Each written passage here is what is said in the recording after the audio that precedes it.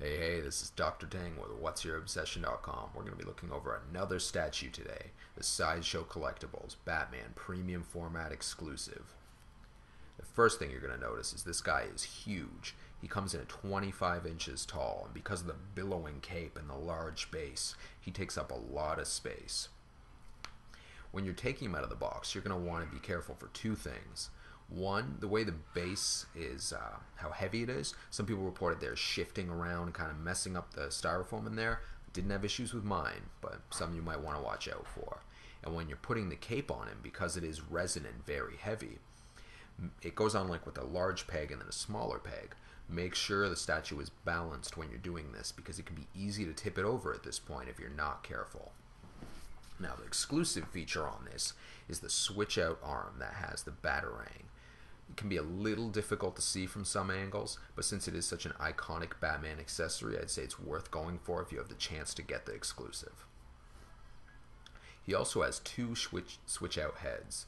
I'm not sure the artist that they base them off of, but both of them have a very distinct look to them, and they're both just a surly, scruffy Batman that's been fighting crime for a few days. Now, one of them displays much better if you're trying to show off the Batarang. Just the way it's angled towards the likely way you'll be displaying it when a viewer comes to look at the statue.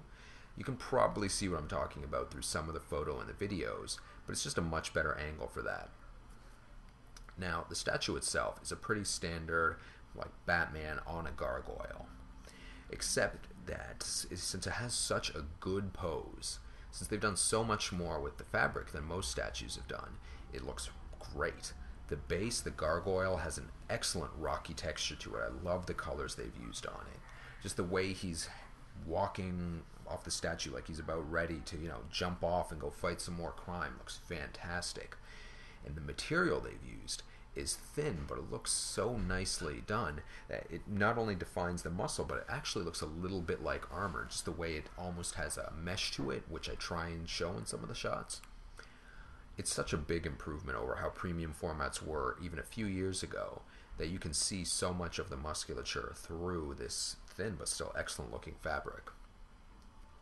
Now, there were a couple issues people reported with this piece. Some people had issues with the knees. I don't know if they were dislodged during shipping or if it's just, I don't know what the problem was, but they did not look good on those people's pieces. The bat symbol peeling, which did not happen on mine, and some of the material on the underarms just kind of sagging. Mine does a little bit on the right armpit, but that could easily be pinned back. So just if you do buy this one, since there are some issues with replacements already, make sure you inspect it, even if you're not planning to display it for a while. One thing I really like about the resin cape, it does add a lot of weight to it and can make it a little unbalanced when you're putting it together, but they do such a cool job with the fabric folds on it.